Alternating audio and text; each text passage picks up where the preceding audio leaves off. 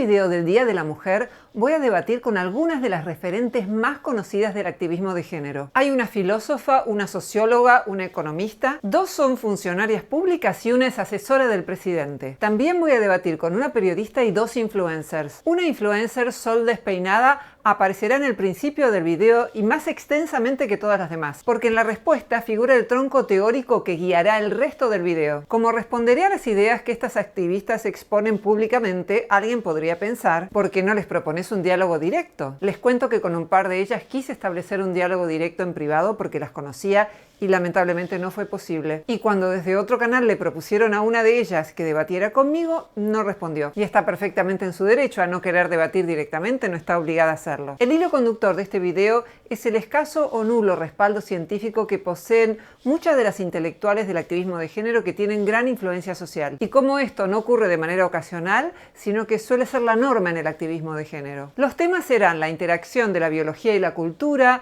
la monogamia, el amor romántico, las letras de canciones, la elección de oficios y la confección de encuestas vinculadas con el activismo de género. Así que allá vamos en el Día de la Mujer.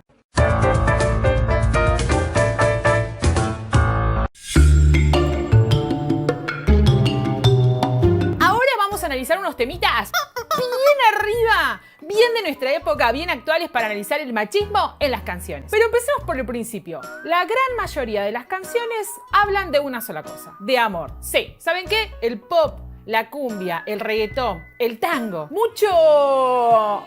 No puedo vivir sin tu amor. El discurso del amor romántico y muchas veces tóxico tiene melodías. ¿Creerá Sol que las canciones románticas no tóxicas son un signo de machismo? ¿O referirá solo las tóxicas como signo de machismo? ¿Por qué la mayor parte de las canciones son de amor? La hipótesis que cuenta con más evidencia es la siguiente. En especies en las que la hembra invierte más en la reproducción, porque alberga la cría en su vientre o la cuida durante muchísimo tiempo, ellas son más selectivas para parearse. La especie humana no es la excepción. ¿No me creen? ¿A quién le cuesta más trabajo encontrar a alguien para parearse solo una noche? ¿A un hombre o a una mujer? El sentido común nos dice a un hombre.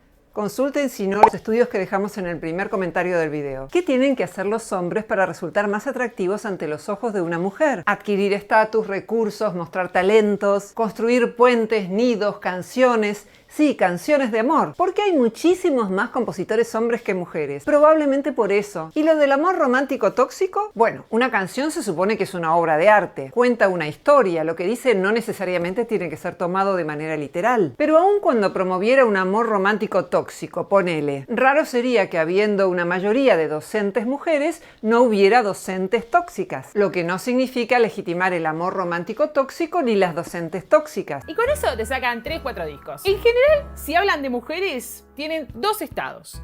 O está enamorada o está despechada. No solo se habla de mujeres, se habla de hombres también. O está enamorado o está despechado. Piensen en el tango, sino con esos hombres cantando "Percanta que me amuraste en lo mejor de mi vida, dejándome el alma herida y espina en el corazón". Pero hablar de los inicios de una relación y del final con un gran bache por la mitad tampoco tiene nada que ver con el machismo. Cantar para que la mina te dé bola tiene perfecto sentido. De hecho, los músicos tienen un gran atractivo para las mujeres. Si no, miren cómo gritan como locas cuando ellos aparecen en el escenario.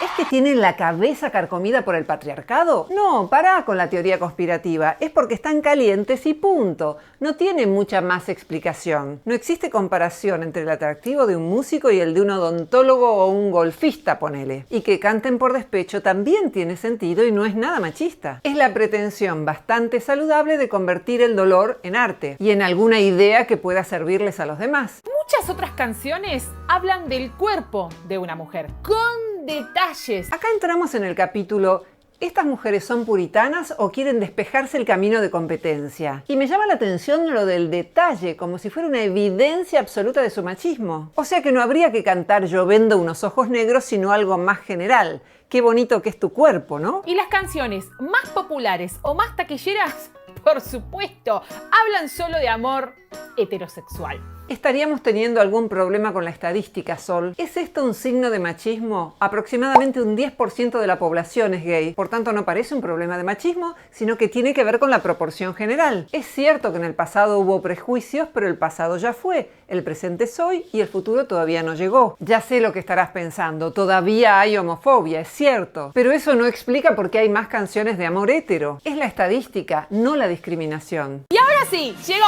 el top 5 de los temas más rancios y patriarcales. Vamos con el puesto número 5. No sé lo que le pasa, conmigo ella no quiere bailar. Acá nos encontramos con el clásico caso de no entender un no como respuesta. No, Sol, estás inventándote una víctima donde no existe. No es que él no acepte un no como respuesta, es que él se lamenta del rechazo de la mujer. En ningún lugar se dice que él insiste más de la cuenta. Recuerdan que dijimos que ellas son más selectivas y que ellos tienen que competir por ellas, entre otras cosas, con canciones, con estatus, dinero, creaciones artísticas y arquitectónicas de todo tipo. Bueno, eso significa que hay una montaña infinita de hombres rechazados. Busquen hipergamia en internet o en otros videos de este canal y sabrán de qué hablo. Pero esto tiene una vuelta de tuerca, ya que la música podría cumplir muchas funciones. Que cantando el rechazo de una señorita, el rigatonero pudiera seducir a otra señorita o pueda recaudar dinero para seducir a una tercera. Estamos a nada de que la respuesta a esta canción sea una perimetral. Me estás jodiendo. Un tipo canta su pena porque una mujer no quiere bailar con él y vos decís que está a un paso de la perimetral. Es como decir que una mujer que rechaza a un hombre porque no le paga la cena está a un paso del lavado de dinero. Puesto number 4.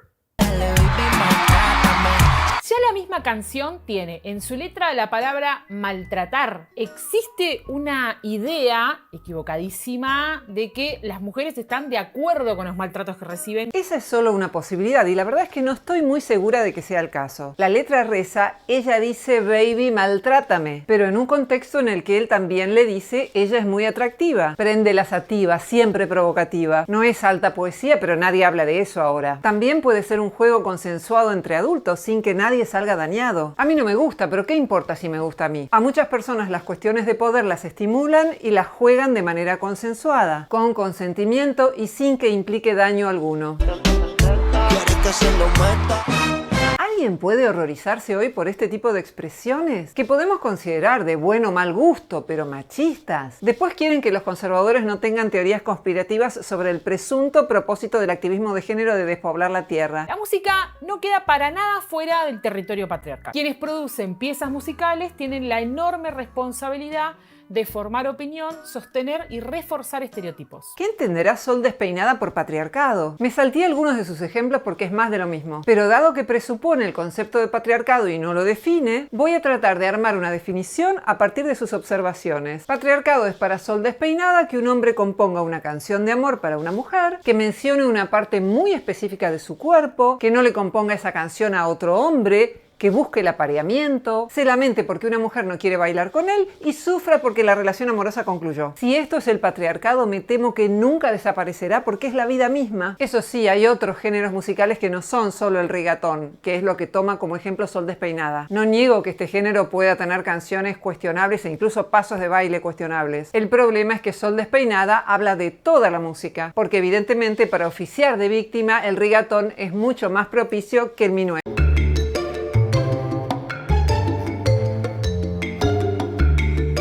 La medicina ha colaborado en que las diferencias visibles y biológicas naturalizaran la interpretación jerárquica de esas diferencias. Entonces, el proceso de naturalización de las jerarquías de género a lo largo de siglos, estoy hablando desde los inicios de la cultura occidental en Grecia, 400 años antes de Cristo hasta prácticamente el siglo XX. Un problema de la forma en que Mafia argumenta en este video y en algunos de sus artículos es que omite que ningún investigador serio razona hoy de esa manera. Mafia sigue en este punto a la biotecnóloga Lucía Chicha, que a su vez sigue la línea de la psicóloga Daphna Joel, que considera que descubrir y mostrar que hombres y mujeres tienen diferencias en características y en preferencias que no son reductibles a la cultura es en sí mismo un signo de discriminación. Y que además este tipo de investigación investigaciones prescriben cómo deben ser hombres y mujeres en el futuro. Pero esto no es así. Lucía Chiche escribió varios artículos en esta línea. Yo le respondí en un artículo académico que pueden encontrar, lo voy a dejar en los comentarios, titulado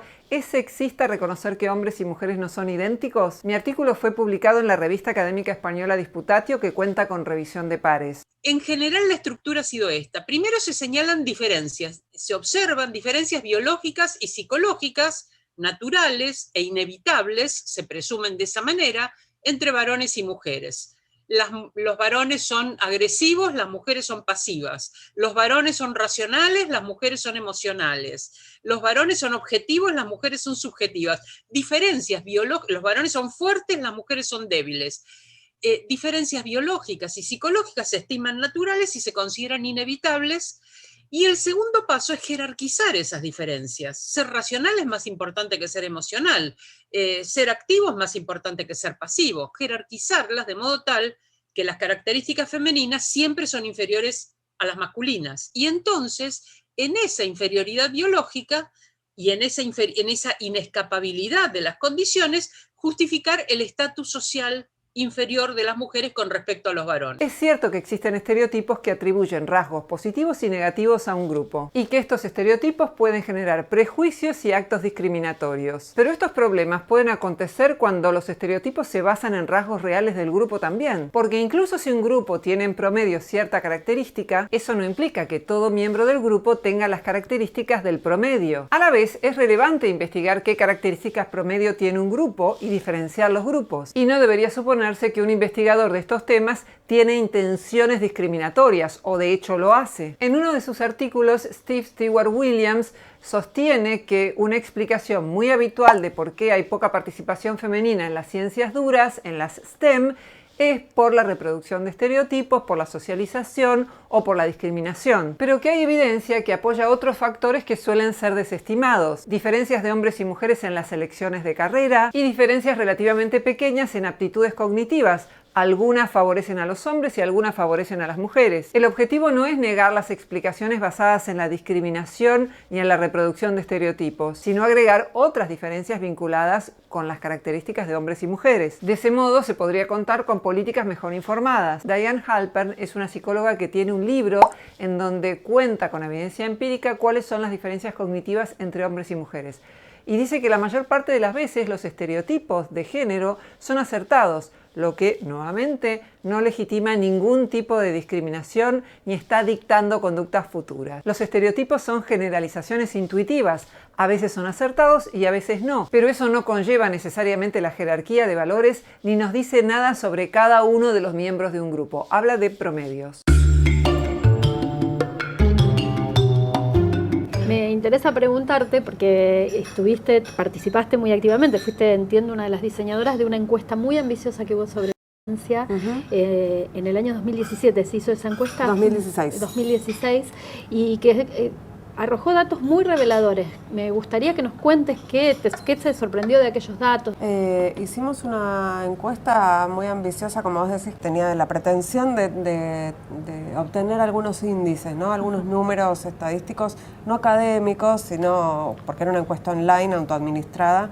Tratamos de llegar, la idea era llegar a todo el país. La encuesta sobre machismo no pretendió ser académica, era online, dice la periodista Ingrid Beck. Pero hay encuestas online con rigor académico. Si uno hace una encuesta, debería informarse sobre las condiciones de objetividad en que debería ser planteada. Si no, es como decir, yo te curé la caries, pero no fue desde la odontología, sino desde la terapia de las vidas pasadas. ¿Y cuál fue el problema puntual de esta encuesta promovida por Ingrid Beck y por el movimiento Ni Una Menos? Un movimiento que junto con el Me Too convirtió al activismo de género en verdaderamente popular en la Argentina. El informe de Beck tuvo una serie de problemas vinculados con la falta de metodología científica para recopilar los datos. Por un lado, no hizo la misma pregunta a los hombres, por lo que si muchas mujeres respondían que un hombre quiso controlarlas, eso quedaba como una conducta machista. Pero ¿qué pasaría si vemos que ellos tratan de controlarlas a ellas tanto como ellas a ellos? ¿Seguiríamos englobando esa conducta como machista si se trata de hombres, pero de simples celos si se trata de mujeres? El informe arrojó datos tales como que el 97% de mujeres se había sentido alguna vez acosada en espacios públicos o privados.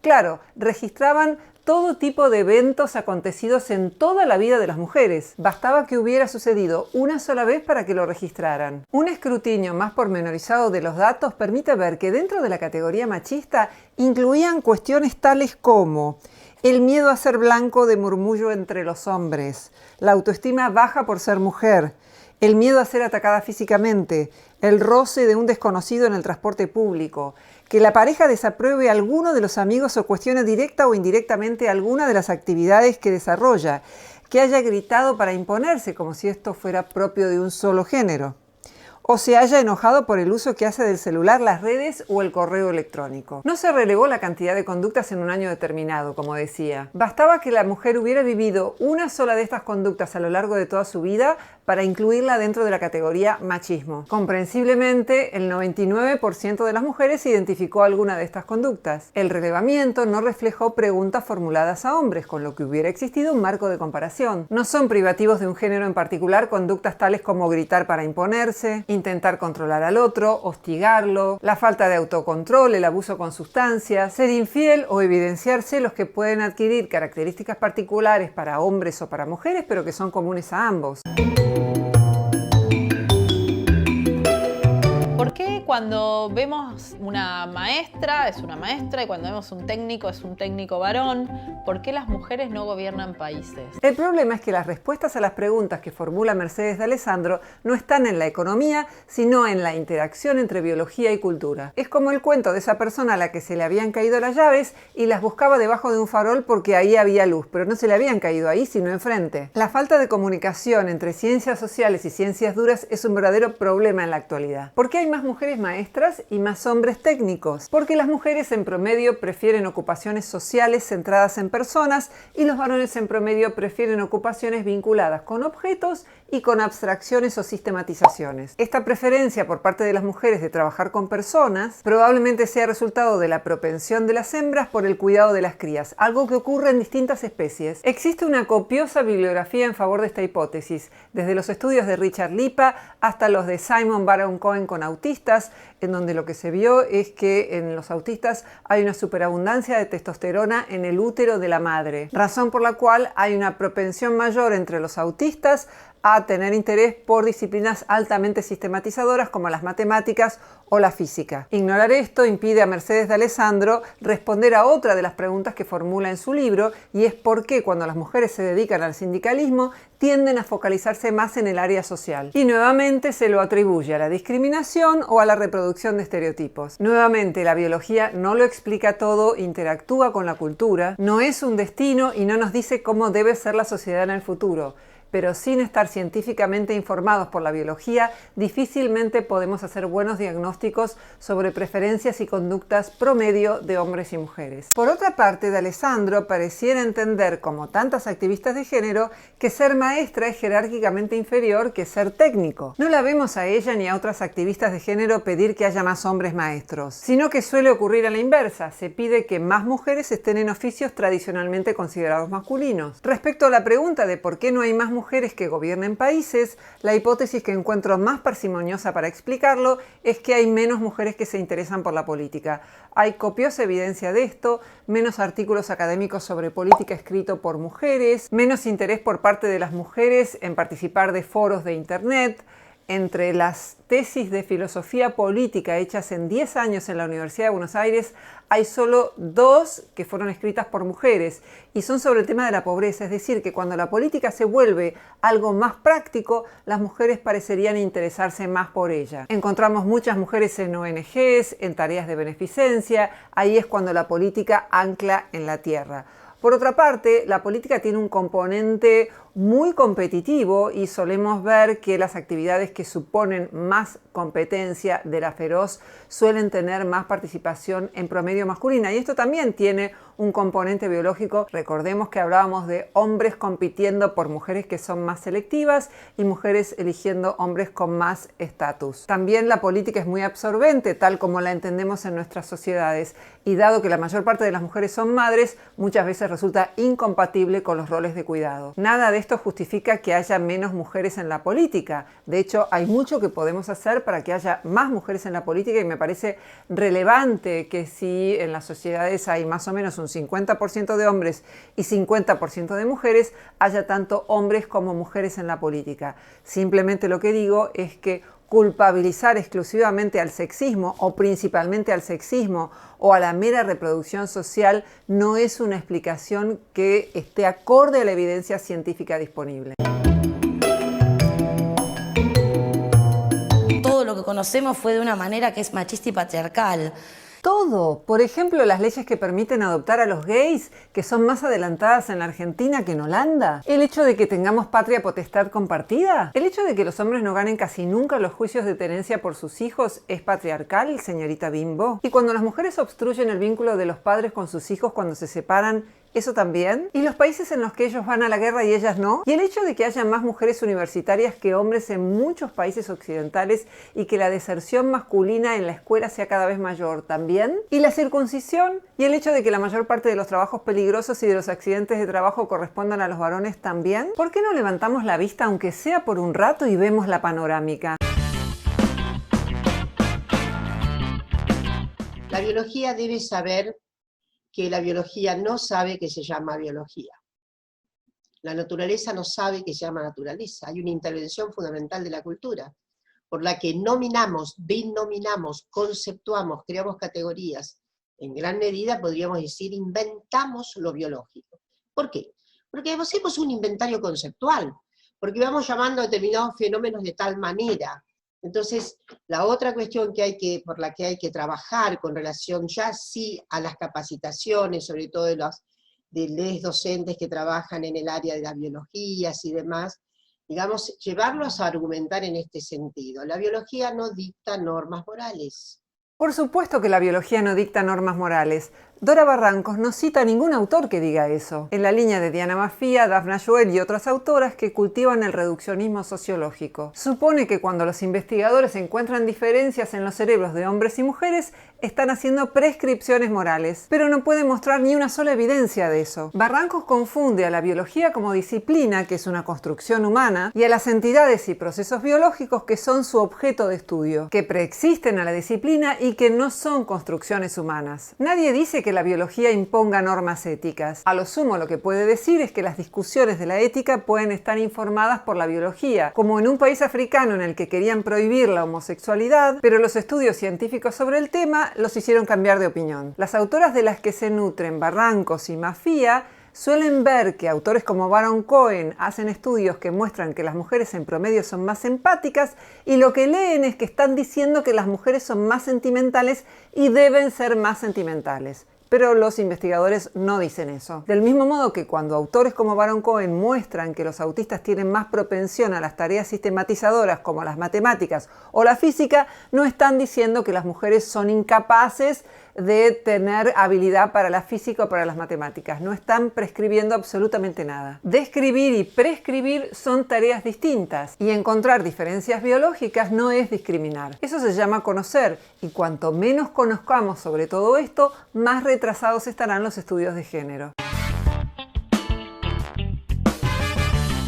La verdad es que sí, ahí lo que a mí me parece es que cuando uno lee a Brigitte, lee un montón de cosas que se pueden leer y lo pensás, no hay mucha justificación teórica para la monogamia. Si por justificación entendemos el apoyo a una creencia, por ejemplo, la creencia de que la monogamia cumplió una función a lo largo de la evolución de nuestra especie, hay varios científicos que justifican la monogamia. David Buss, por ejemplo. Pero eso no significa recomendarla. Si por justificación entendemos la recomendación ética de la monogamia, también la hay en grupos conservadores, incluso actuales, que dicen que hay que preservar la monogamia porque sería la única forma legítima de criar a los hijos. El problema es que si, tal como ocurre en el activismo de género hegemónico, cultivamos un reduccionismo sociológico y no tenemos en cuenta la biología, no podemos explicar por qué existe la monogamia. De hecho, las aguas están bastante divididas entre los científicos. Están, por ejemplo, los psicólogos David Buss y Marty Haselton, que creen que somos esencialmente una especie monogámica.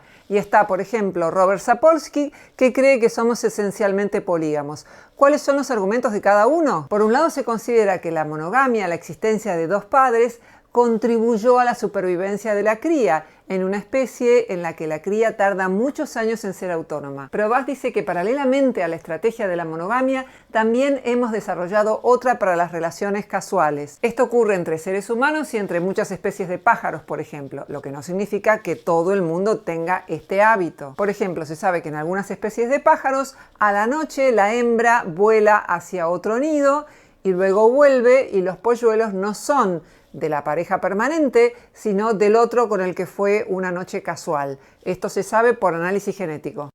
Robert Sapolsky, por el contrario, considera que somos una especie básicamente polígama porque han existido muchas sociedades con matrimonios de hombres con estatus y muchas mujeres. El debate sigue, pueden ver un resumen de los artículos académicos en este video que cuelgo por aquí. Saltéense la parte primera del rabino porque no tiene nada que ver con estudios científicos, pero todo el resto verdaderamente es muy jugoso para tratar de informarse sobre este tema. Los tipos en general tienen mucho más acceso al mundo amoroso. Las mujeres quedan perdiendo en ese mercado amoroso. La evidencia científica muestra lo contrario de lo que sostiene la periodista Luciana Pecker. Las mujeres tienen mucho más facilitado el acceso al mercado amoroso. Imaginen nuevamente lo que comentamos antes. ¿Qué pasaría si una mujer sale a la calle gritando que quiere pasar una noche con un hombre? ¿Y qué pasaría si un hombre hace lo mismo? ¿Quién lo lograría más rápidamente? Este experimento ya se hizo y siempre dio el mismo resultado. Las mujeres para este tipo de relación suelen ser más selectivas. La explicación para esto nuevamente tiene que ver con la teoría de la inversión parental de Robert Trivers, porque invierten más en la cría y tienen mucho más para perder. Es una adaptación psicológica, pero nuevamente somos una especie flexible y no necesariamente la biología es un destino. Hay un factor cultural y de época que influye, pero sin la biología no logramos hacer buenos diagnósticos y no logramos entender esta situación. Si me dicen que la cuestión del avance de la edad juega en contra en el mercado amoroso para la mujer, ahí sí estaría de acuerdo, pero si hablamos de relaciones a corto plazo, no. El Día de la Mujer está muy estrechamente vinculado ahora al activismo de género, cuando en realidad ser mujer excede en mucho esta problemática. Un problema grave del activismo de género actual y de los estudios de género es que no están científicamente informados. Carecen de una información básica en biología y en psicología de perspectiva evolucionista, lo que los lleva a realizar malos diagnósticos y a presuponer por default que todo lo que no pueden explicar obedece al machismo. Complementario a esto es el paradigma del constructivismo social que cultivan, algo que en los casos más extremos las lleva a sostener que absolutamente todo es resultado de la cultura. Hay una realidad independientemente de nuestra percepción, y si queremos cambiar el mundo, primero debemos conocerlo. En el Día de la Mujer expreso mi deseo de que el activismo de género se informe sobre estos temas, amplíe sus lecturas hasta alcanzar a los científicos más representativos en estas disciplinas: David Bass, Jeffrey Miller, David P. Smith, Simon Baron Cohen, Richard Lippard, David Geary, Robert Trivers y tantos otros, y que no cancele lo que no encaja en su narrativa. Un movimiento que se cierra a la crítica deviene dogmático. Y esta es la percepción que tienen muchos críticos del activismo de género en todo el mundo.